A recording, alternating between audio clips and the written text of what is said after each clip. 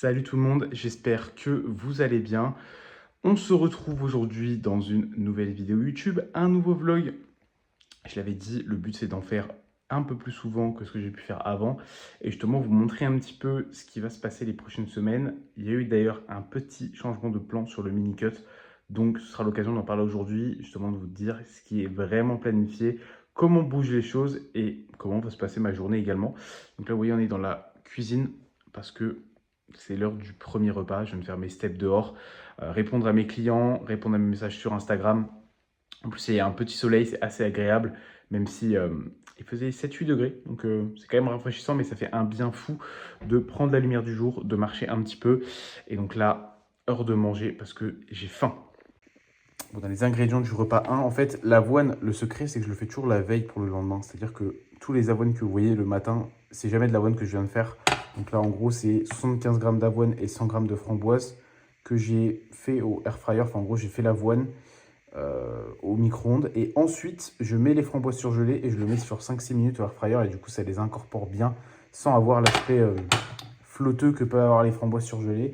Et après, je fais juste mon skyr. Donc, j'ai 200 grammes de skyr et 2 œufs.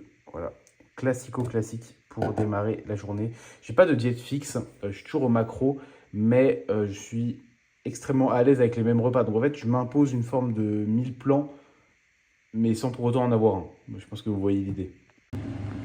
Petit café également pour commencer la journée et bien sûr les œufs qui cuisent, très important. Mettez du sel sur vos œufs, très important parce que sinon ça va vraiment pas être fou. Et surtout, également j'ai déjà bu 1,5 litre d'eau quasiment, donc très important aussi de vous hydrater en début de journée.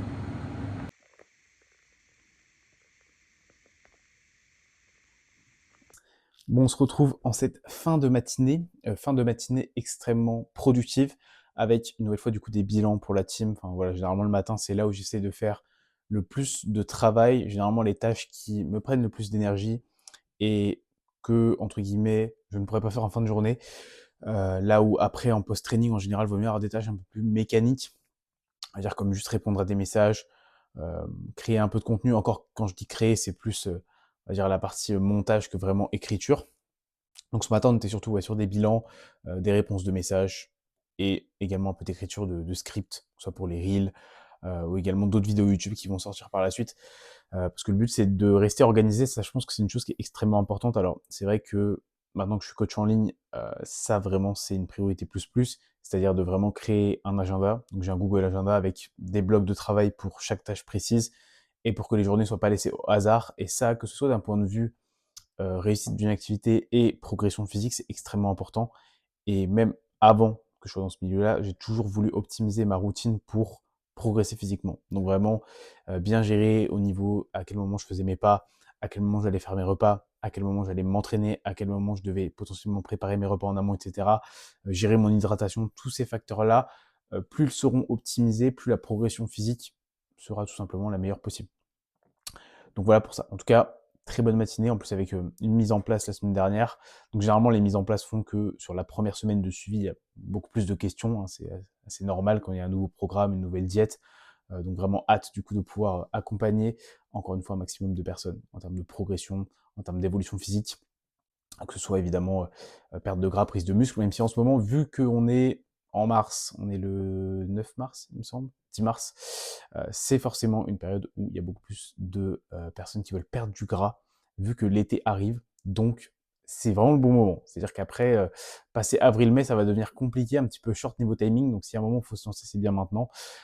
Et si d'ailleurs t'es intéressé, toi qui regardes cette vidéo, il y a un lien en description pour prendre un appel, une consultation, pour pouvoir discuter de ce que tu mets en place actuellement et voir si jamais je peux t'aider, mais dans tous les cas, que je puisse te donner des conseils et justement t'aider à améliorer ta pratique et à progresser. Voilà, c'est clairement l'objectif. Maintenant, pour ce qui est de l'update, on va dire personnel, donc le mini-cut du coup ne commencera pas là ce mois-ci, enfin en tout cas, s'il commence, ce sera plutôt vers la fin du mois. On a décidé avec Flo, mon coach, de le reporter. Alors pas de le reporter très très loin, mais de se laisser quelques semaines de masse en plus pour plusieurs raisons. Déjà parce que j'ai un mois qui, à titre personnel, va être assez chargé, assez stressant. Alors pas forcément lié directement au travail, mais à des facteurs, on va dire, externes qui sont vraiment spécifiques sur ce mois-ci en fait. qui vont me demander pas mal d'énergie et je préfère que ce soit entre guillemets derrière moi pour être dans une phase vraiment de déficit. Un déficit, c'est quand même un stress supplémentaire sur le corps et l'idée au moment où on démarre un déficit, c'est que tous les facteurs soient 100% au vert pour pouvoir démarrer. Cependant, les semaines qui vont venir, ça va pas non plus être monter les calories, plus de stabiliser le poids et de garder les mêmes calories. Continuer à s'entraîner extrêmement dur. D'ailleurs, les entraînements sont extrêmement bons et le visuel s'améliore de semaine en semaine, ce qui reste l'essentiel. Là, je suis autour des 81. Hier, je suis redescendu à 80. Là, je suis repassé à 81. On va essayer de rester sur ça et de ne pas dépasser les 82. En gros, c'est à peu près le plan. Ce qui, moi, me va aussi, parce que je veux pas non plus un mini-cut beaucoup trop long. C'est quand même toujours un peu délicat à gérer. Donc là, on est sur ça. Hier, c'était les legs. Séance absolument huge. Je vous mettrai peut-être quelques extraits. Je verrai du coup, pareil pour le physique update. Je vous dirai si je mets des petites photos à un moment donné. Mais honnêtement, le physique est extrêmement bon. Je le mettrai peut-être ici. Les trainings se passent extrêmement bien. Et au niveau de la diète, j'ai aucune difficulté à manger. Aujourd'hui, du coup, on a 3685 calories, donc 225 de protéines, 525 de carbs et 75 de fat. Et c'est push et bras, donc push biceps en gros. Je vous montrerai des petits extraits certainement dans l'après-midi. Donc là, je continue de bien m'hydrater avec la petite bouteille d'eau. Là, il est 11h38, donc je vais continuer à répondre aux messages auxquels je n'ai pas répondu. Ensuite, continue un peu le montage du reel qui doit sortir cet après-midi. Parce que voilà, il faut être organisé pour sortir au moins un post par jour. Actuellement, je suis à peu près sur une semaine sur Instagram, je dirais 12 posts, il me semble, entre 12 et 14 posts par semaine. Donc, ça fait quand même du travail, plus au moins une vidéo YouTube, voire deux parfois, ça dépend des semaines. Vidéo YouTube, c'est encore plus long, parce qu'il y a évidemment toute la partie tournage, le montage, la miniature. Miniature, c'est beaucoup plus difficile que faire des covers Instagram. Donc voilà, c'est pas mal de temps, mais ça reste toujours avec pas mal de plaisir de partager justement, partager des choses. C'est vraiment quelque chose qui me plaît tout simplement. Donc voilà pour la fin de cette matinée. Là, on va finir ça tranquillement, puis après on va manger le pré.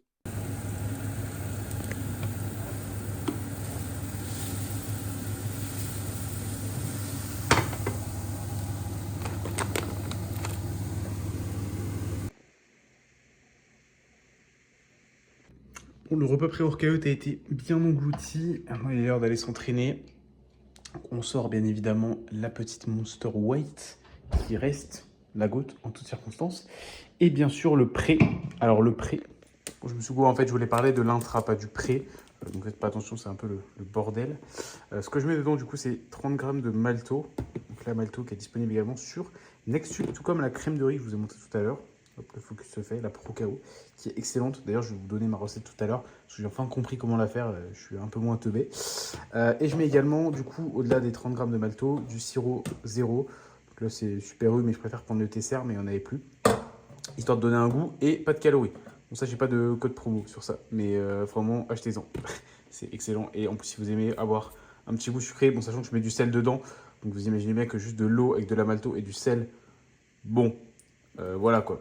Bon, il est 13h35 et on va partir pour la salle. En ce moment, il y a un très beau soleil, ça fait vraiment plaisir, dans la mesure où clairement, on n'a pas eu beaucoup cet hiver. Donc là, on est sur quasiment 2 semaines full comme ça. Il doit faire 16-17 degrés. Vous voyez, là, je suis en sweat, mais ça va pas beaucoup tenir pendant la séance. Donc, séance push-bras, je pense que je filmerai pas tout, peut-être quelques exercices. Je parlerai pas pendant la séance, j'ai envie vraiment de me focus et je donnerai peut-être des explications en parallèle, soit en faisant une vidéo pendant la séance, que je rajouterai par-dessus, ou alors j'en parlerai après tranquillement. Donc, on est parti, on va voir la Monster et parti pour une grosse séance. Voilà, voilà. Bon les gars, on se retrouve avec le mois de demain, du coup le matis du 11 mars, pour le débrief de la séance. Donc séance qui était une séance push-bras, comme je vous ai dit en amont. Donc j'ai commencé par des relevés de jambes que j'ai pas filmé. Je fais 3 séries de relevés de jambes en premier. C'est une séance où il y a pas mal d'exos. En total, il y a 9 exercices. Là, on démarre par des élévations latérales aux haltères, mouvement assez classique. On a donc un excellent travail du faisceau médian du deltoïde. C'est très rare d'en avoir trop. Dans mon cas, c'est pas un point faible, mais forcément, on gagne toujours à en avoir. Et démarrer les séances par des élévations latérales avant des gros mouvements de poussée pour les pectoraux, je trouve que c'est extrêmement intéressant. Ça permet notamment de gagner en stabilité, d'être bien prêt aussi à rentrer justement dans des mouvements qui demandent énormément de stabilité, énormément de force. Donc excellent là-dessus. C'est un mouvement qui n'est pas 100% opti, hein, forcément, puisqu'on a plutôt une tension en haut du mouvement. Mais quand il est bien exécuté, c'est toujours assez fun de pouvoir le faire. Du coup, deuxième mouvement, des dips. Donc c'est le mouvement de poussée principal de la séance. C'est mon seul mouvement d'ailleurs polyarticulaire. Enfin, il y en a deux en réalité, mais vraiment celui-ci est certainement le plus taxant. Donc ici, ce qu'on veut, c'est avoir un maximum d'amplitude. Donc comme vous voyez, vraiment, je me focus au maximum sur aller étirer et contracter mes pectoraux. La fonction des pectoraux, pour vous le rappeler, hein, c'est l'adduction de l'humérus. Donc ce qu'on veut, c'est vraiment venir toujours rapprocher le bras, donc rapprocher le biceps des pecs à la fin du mouvement et pas se concentrer sur la flexion du coude. Parce qu'ici, l'erreur qu'on peut avoir parfois, c'est justement de descendre et d'avoir trop de flexion de coude et donc trop de recrutement des triceps. Donc ici, j'essaie vraiment de me focus sur ça, d'avoir suffisamment d'amplitude. C'est un mouvement qui challenge pas mal la partie étirée du mouvement, en tout cas sur la tension et sur l'étirement. Même si c'est pas forcément la partie dont on a le plus besoin, le bas des pectoraux, ce que j'arrive à retirer de ce mouvement reste quand même assez positif. Donc je suis vraiment content de l'avoir placé ici et j'ai vraiment tiré de gros progrès justement avec des dips. Donc si vous n'en faites pas, vous pouvez clairement les intégrer dans la prog. Je conseille plutôt de les faire sur un objectif vraiment de progression au niveau des pecs plutôt que sur une progression des triceps pour le coup. Sauf si vous avez une machine bien sûr. Avec une machine ça peut aller. Du coup, sur les dips avant, je sais plus si je l'ai dit, mais j'avais 2 séries au total. Donc une série de 6 à 10 répétitions et ensuite une série de 10 à 12 reps. Ici, on a un mouvement donc, que je n'avais jamais fait de cette façon. C'est la première fois que je le fais. Avant, je faisais des écartés avec un banc incliné à 30 degrés sur une poulie d'angle. Ma poulie d'angle étant cassée, donc j'ai cette station dans ma salle, mais je ne peux pas incliner le dossier. Donc, je me suis dit que j'allais faire justement un mouvement d'écarté pour le haut des pecs. Et ici, je pense que j'ai clairement trouvé quelque chose de très intéressant. La tension est relativement bien répartie. Pas comme les mouvements aux haltères où on a toute la tension sur la contraction, c'est là où l'épaule est beaucoup plus forte que le haut des pectoraux. Ici, ce qu'on veut, et pourquoi je le fais comme ça, on veut justement avoir les deux mouvements pour lesquels sont responsables le haut des pecs, à savoir l'adduction de l'humérus. Donc ici, on a de l'adduction, c'est-à-dire qu'on vient rapprocher l'intérieur des bras, justement les biceps ici, en fin de mouvement. Donc vraiment avoir de la convergence, mais également de la flexion d'épaule. La flexion d'épaule, c'est ramener l'épaule vers le haut. Et ça, pour le coup, c'est pas une fonction que vous partagez le haut des pecs et le bas des pecs, c'est seulement le haut de pec qui a ça. Donc ici, on a un mouvement du bas vers le haut, donc qui stimule à la fois la flexion d'épaule et l'adduction. Donc c'est vraiment un mouvement S-tier pour les pectoraux.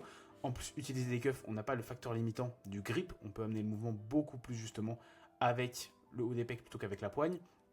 Et je tiens des fat grips en main pour justement créer de la tension au niveau de mes avant-bras, de mes muscles stabilisateurs des avant-bras, pour avoir plus de force, ce qui me permet d'avoir un mouvement extrêmement productif. Alors c'est un mouvement que je testerai aussi, je pense, par la suite avec un banc incliné face à la poulie et dos à la poulie pour voir justement là où la tension est la plus intéressante quand ma poulie d'angle sera réparée. Mais pour l'instant, c'est un mouvement vraiment que j'aime bien faire comme ça. On veut essayer vraiment de monter assez haut, comme vous voyez vraiment là, je vais aller chercher les dernières reps, mais on veut vraiment qu'en fin de mouvement, en fait, l'humérus, donc ici, cette partie-là soit alignée, en fait, vienne se coller sur le haut des pecs. Vraiment, voilà, du coup, c'est la dernière rep, c'est pas forcément la plus belle. On a eu un beau grind, mais vous voyez vraiment, on veut être dans cet axe-là. C'est-à-dire que si j'étais sur un mouvement du haut vers le bas, mais que je m'arrêtais au milieu, bah, ce serait pas forcément un mouvement intéressant. C'est pour ça que l'inclinaison sur tous les mouvements pour lesquels vous voulez travailler votre haut des pectoraux, c'est pas que l'inclinaison qui fait ça. C'est-à-dire que si vous bombez le torse, bah, vous allez vous désincliner. Donc il y a vraiment cette notion justement de venir contracter le haut des pecs, pas juste bêtement s'incliner sans comprendre pourquoi. Donc mouvement que vraiment j'ai kiffé. Excellent, excellent ressenti également. Donc je pense que je devrais le refaire d'ici les prochaines semaines. Donc je ne l'ai pas dit non plus, mais j'avais 3 séries sur le mouvement de haut de pec précédent, ce qui fait donc 5 séries au total sur les pecs pendant la séance. Ici on a des élévations Y. Alors là aussi c'est un mouvement que j'ai pas l'habitude de faire comme ça, dans la mesure où en général je le fais sur ma poulie d'angle avec un banc face à la poulie d'angle. Là du coup vu qu'elle est cassée, je fais ça en mode un peu plus classique, donc comme si je faisais une élévation latérale normale, mais en essayant justement d'amener au maximum de la contraction au niveau du deltoïde. C'est le seul mouvement qui raccourcit complètement le deltoïde médian. Alors la seule chose que je vais peut-être revoir, c'est le placement de ma poulie, parce que je l'ai placée comme je la placerais d'habitude justement sur des élévations latérales, parce que comme vous voyez quand on descend ici, là, on a un angle droit entre le câble et la poulie, ce qui fait que toute la tension est sur l'étirement, ce qui est absolument excellent sur ce genre de mouvement, plutôt qu'avoir toute la tension en haut. On a déjà ça sur des mouvements haltères, donc ça permet justement d'avoir notre profil de résistance. Mais comme vous voyez, je ne suis pas complètement aligné avec le câble sur la montée. En tout cas, là, ça va, mais la résistance n'est pas complètement alignée justement avec le mouvement que je fais, donc je vais certainement baisser un petit peu pour avoir ce câble en diagonale lorsque je monte. Dans tous les cas, excellent mouvement. Faites-le également avec un cuff, ça limite justement le facteur limitant de la poigne. Et le fat grip, ou en tout cas une poignée en main, c'est toujours intéressant sur des mouvements avec cuff. Bon, du coup, le mouvement suivant, c'est là aussi du GM press. Encore une fois, je ne l'ai pas dit, mais le mouvement ou élévation Y, il y avait 3 séries également. Là, on a également 3 séries, donc on passe sur les bras. Donc, seul autre mouvement, donc polyarticulaire, sur lequel je bosse. Mais ici, on se concentre vraiment sur ramener justement au maximum les coudes proches du corps. Ce qu'on veut limiter justement, c'est l'adduction. Donc, on ne veut pas des coudes qui partent vers l'extérieur, ce qui du coup créerait de l'adduction. On veut de la flexion du coude. Donc, en fait, on veut vraiment que l'avant-bras et le biceps se touchent à la fin presque. Vraiment créer cette flexion du coude qui soit la plus haute possible et donc garder les coudes très proches du corps. C'est un mouvement qui est assez intéressant notamment pour la partie latérale des triceps. Là, on ne travaille pas du tout la longue portion vu qu'en fait l'épaule et le coude sur lesquels s'insère la longue portion, parce que la longue portion s'insère également au niveau de l'épaule, va bouger en même temps. Enfin, les deux bougent en même temps. Donc on a très peu de changement de longueur sur la longue portion et beaucoup plus du coup sur la partie latérale. C'est un mouvement intéressant, il faut juste bien maîtriser l'amplitude, comme vous voyez, être à l'aise avec le fait de descendre relativement bas, comme vous voyez, là je descends quand même assez bas, et j'ai également une prise où j'ai le pouce qui est rentré, tout simplement pour beaucoup plus pousser avec mes triceps et ne pas avoir ce grip là qui généralement fait partir les coudes vers l'extérieur.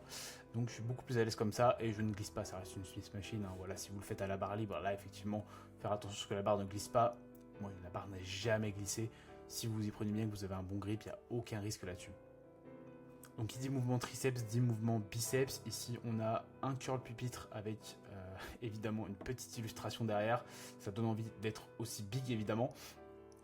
Donc, curl pupitre à la machine hoist. Bon, machine qui bouge. Vous savez, je ne suis pas fan de ce concept-là, mais celle-ci est pas trop mal. Ce qu'on veut sur celui-là, enfin au principal, pardon, au maximum, je voulais dire, c'est avoir l'épaule qui reste fixe et donc ne pas venir avoir justement l'épaule qui remonte de la sorte et donc l'utiliser au lieu d'avoir de la flexion du coude. C'est la fonction principale des biceps, donc on veut juste un mouvement au niveau du coude et venir contracter les biceps. C'est tout l'intérêt d'être sur un pupitre.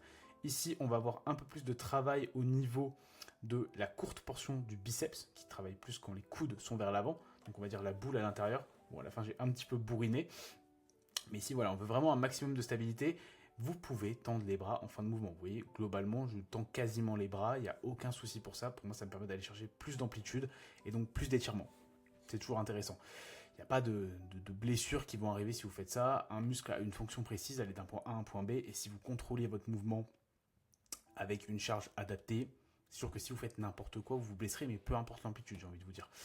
Donc voilà, excellent mouvement, très bonne stabilité. Si vous avez une machine, n'hésitez pas à le faire. J'avoue que je suis plutôt fan de la tension à la machine qu'avec un halter ou une barre. Vous pouvez également le faire avec une poulie. Vous mettez un banc face à une poulie en unilatéral et vous pouvez coller votre biceps et ce sera un très très bon mouvement. Voilà. Du coup, avant-dernier mouvement, vous allez voir, la séance est interminable et c'est ce que je commence à ressentir à ce moment-là. Bon, bien sûr, j'ai fait un cadrage cataclysmique. Je pense que là, avec la fatigue qu'il y avait à ce moment-là, j'étais plus très très lucide. Bon, on arrive quand même à voir un peu le mouvement. C'est des extensions triceps à la poulie haute. Donc, je prends une barre EZ tout simplement parce que je suis plus à l'aise avec. Je mets également des protèges poignets. Ce qu'on veut ici, vu qu'on stimule l'extension du coude, donc c'est le penchant justement du biceps, on parle tout à l'heure de la flexion du coude, c'est avoir surtout un mouvement au niveau du coude et pas au niveau des épaules. C'est pour ça qu'on essaye de garder justement, comme vous voyez ici, les bras le plus proche du corps et juste avoir l'avant-bras qui monte, pas monter trop haut, parce que certes, certains vont dire oui, ça va étirer la longue portion. Peut-être, mais on a beaucoup plus de levier avec le dos ou des muscles plus forts qu'avec la longue portion. Et c'est pas un mouvement spécifiquement pour la longue portion. Si vous voulez avoir plus de challenge sur la longue portion, l'idéal c'est d'avoir des mouvements où vous avez l'épaule en hyperextension pour avoir justement la longue portion qui est très étirée. Donc par exemple des extensions par-dessus la tête, que ce soit avec un halter, avec une barre, avec une poulie. Ça peut être très intéressant. Ici, j'en ai pas sur cette séance-là, j'en ai sur ma première séance push. Donc là, on a deux mouvements triceps plutôt classiques. Bon, c'est un mouvement voilà, qu'on va pas réinventer. Je vous conseille quand même plutôt de faire à la barre Z qu'avec une corde. Et voilà, globalement, pas grand-chose à redire là-dessus, c'est du classique. Et enfin, le dernier mouvement, c'était interminable. Interminable, non, ça se finit quand même. On a un bon vieux curl incliné aux haltères. Donc le penchant là aussi du curl pupitre, on avait les coudes vers l'avant, là ici on a les coudes vers l'arrière, donc on va plus travailler la longue portion du biceps, donc plus responsable du pic donc pour le coup. Même si on va pas forcément avoir une grosse tension d'étirement. Ça, faut pas confondre les choses, vu que on est plus sur un mouvement avec une tension mid-range, vu qu'avec la gravité, factuellement, si l'haltère est aligné avec le bras, là, ici, vous voyez, il n'y a pas de résistance, vu que la gravité va vers ici. Donc la résistance, ça va plutôt se situer au milieu du mouvement, comme sur la plupart des mouvements aux haltères, ce qui fait que le grind peut parfois être un peu compliqué. L'idéal ici, c'est vraiment de limiter un peu le momentum, en tout cas de vraiment garder cette épaule fixe, vraiment fixée vers l'arrière, et de faire le curl uniquement avec le coude qui bouge, ce que j'arrive plus ou moins à faire ici. J'ai quand même baissé la charge par rapport aux semaines précédentes où j'étais monté à 18, et ça commençait à parfois ego-lifter un petit peu, j'avais du mal à être dans ma fourchette, donc là pour le coup je suis plutôt content, ça m'a permis de garder des répétitions assez qualitatives avec une bonne intensité. En plus c'est le dernier mouvement, donc la fatigue est quand même assez haute dessus. Donc voilà pour le débrief de la séance. Après, je vous donne rendez-vous avec le mois du passé pour manger le repas post-workout. Yo, on se retrouve post-séance après, normalement, le débrief de la vidéo, enfin en tout cas de la séance que j'ai dû faire. En tout cas, là, actuellement, j'ai prévu de le faire, donc vous avez potentiellement vu moi de demain en train de tout analyser. C'est un peu Inception, le truc. Donc on est sur une creamy qui est déjà un peu entamée, parce que j'ai pas envie que ça fonde. 400 ml de lait écrémé, 30 g de whey. Je mets plus de lait d'amande en ce moment, juste par flemme en fait d'acheter du lait d'amande. Vu que j'ai pas mal de calories, ça me dérange pas qu'il y ait un peu plus de glucides via le lait écrémé classique. En plus, je le digère bien et c'est moins cher. Donc voilà. Et puis en termes de goût, je vois plus forcément la différence, donc ça me va très bien comme ça. Et quand je serai en cut, peut-être que je mettrai soit une partie de lait, une partie d'eau, soit je rachèterai du lait d'amande et je verrai selon mes envies. Et ici, on a la Life Pro, donc Pro KO 150 grammes avec 600 ml d'eau, donc je mets 4 fois le volume d'eau, ce qui rend plutôt pas mal, et 120 grammes de banane. Alors, c'est vrai que je préfère la TB gustativement parlant, mais sur un pic PDM, la Life Pro est excellente parce que c'est très simple à préparer. Il n'y a pas trop de cuisson à faire ni rien, ça se fait avec de l'eau froide. Et puis voilà, ça se mange facilement, ça se digère facilement. Après, moi, je digère tout plutôt bien. C'est pas forcément un problème là-dessus. Donc voilà, plutôt content en tout cas de la séance. Les séances sont très bonnes. C'est une séance qu'à l'époque j'aimais pas trop, et aujourd'hui c'est devenu une de mes préférées. Donc comme quoi, les choses peuvent évoluer. Là j'ai un pump, je peux vous dire au niveau des bras, au niveau des pecs, c'est énorme. Là j'ai l'impression que j'ai explosé mon t-shirt. Donc on va bien manger, bien récupérer, bien recharger. J'ai pris ma créatine d'ailleurs tout à l'heure. Travailler un petit peu, je dois finir de monter le reel qui doit sortir aujourd'hui. C'est un reel sur le haut des pecs, en plus c'est plutôt dans le thème. Si vous me suivez sur Instagram, vous l'avez peut-être déjà vu. Et j'ai quelques analyses de programme à faire aujourd'hui, en plus du coup des bilans que j'ai fait ce matin. Donc là, c'est différent, parce que les bilans, c'est pour mes clients, les analyses de programme, c'est pour... ça peut être pour n'importe qui, n'importe quelle personne qui me suit sur Instagram, en tout cas, est intéressée pour que je puisse revoir son programme. En fait, c'est vraiment une vidéo loom, un peu comme ce que vous avez vu avant pour l'analyse de ma séance, mais en analysant donc votre programme, en voyant quels exercices, le nombre de séries, est-ce que le volume est adapté, est-ce qu'il y a des choses à revoir d'ailleurs par rapport à la morphologie et la génétique, en tout cas les points forts, points faibles, et vraiment donner un maximum de conseils. Donc si jamais ça t'intéresse, n'hésite pas à venir me voir sur Instagram, m'envoyer un petit message, et ce sera avec plaisir que je pourrai te faire tout ça. Voilà, voilà. Donc on est parti pour retravailler, je vais manger ça avant que ça fonde, et à très vite. Bon, montage du reel du jour terminé, je vous jure que c'est une sensation tellement plaisante. Parce que mine de rien, ça prend toujours un petit peu de temps, même si maintenant j'ai l'habitude de monter. Parce qu'en fait, au-delà de savoir coacher, il faut savoir faire du montage. Il faut savoir écrire des reels, les tourner, les monter, et savoir faire plein de choses en fait qui sont directement justement pas liées avec le fait de savoir coacher, qui sont vraiment en parallèle. Donc là, ça normalement ça devrait être posté, et puis là, vu l'heure qu'il est, je pense que je vais aller marcher. Et avant d'aller marcher, comme je vous disais, bon, je sais monter, mais je sais quand même coacher aussi. Ici, on a quelques évolutions. On a Mathéo, moins 5 kilos. Il me semble qu'on est même à un peu plus maintenant. C'est une photo qui date d'il y a 1 ou 2 semaines maintenant. On voit clairement la différence. Alors, moins 5 kilos en 5 semaines. Donc, vraiment efficace. Et ici, on a Pierre qui a perdu 3 kilos sur les 4 premières semaines. Honnêtement, on dirait qu'il est plus massif à droite qu'à gauche. Donc, c'est exactement ce qui peut se passer quand, même si vous vous entraînez depuis des années, vous avez une bonne base, vous vous entraînez bien, mais vous optimisez des choses que vous ne faisiez pas avant, que ce soit au niveau de l'entraînement, au niveau de la diète, ça donne des résultats vraiment insane. Donc clairement, si vous voulez sécher, ça peut être le moment, et même si vous voulez prendre de la masse, c'est pas parce qu'on est en été qu'on peut pas prendre de la masse non plus. Voilà, voilà. Oui, il fait pratiquement nuit, on est sur la fin des steps, il doit être quelque chose comme, je regarde, 19h20, 19h18, donc on me voit quasiment plus. Voilà, fin de vidéo. J'espère vraiment que ça vous aura plu aujourd'hui, ce petit vlog. et tout ce que j'ai pu vous partager, que ce soit par rapport à ma journée, à mes séances. Donc là, je vais finir tranquillement cette journée, manger le dernier repas, mais aujourd'hui, c'est pas un full day of eating, donc vous inquiétez pas, ça reviendra très bientôt, surtout quand le mini cut commencera et que les calories seront assez différentes. Il y aura plein de choses à vous montrer par rapport à ça. Donc évidemment, si vous avez apprécié la vidéo, n'hésitez pas à me le dire en commentaire, à mettre un petit like et à vous abonner bien évidemment pour suivre les prochains vlogs. N'hésitez pas également, si vous souhaitez me suivre sur Instagram, que vous souhaitez une analyse de programme, n'hésitez pas également à venir en discuter directement comme je vous ai dit tout à l'heure. Et on se dit à très vite pour une prochaine vidéo.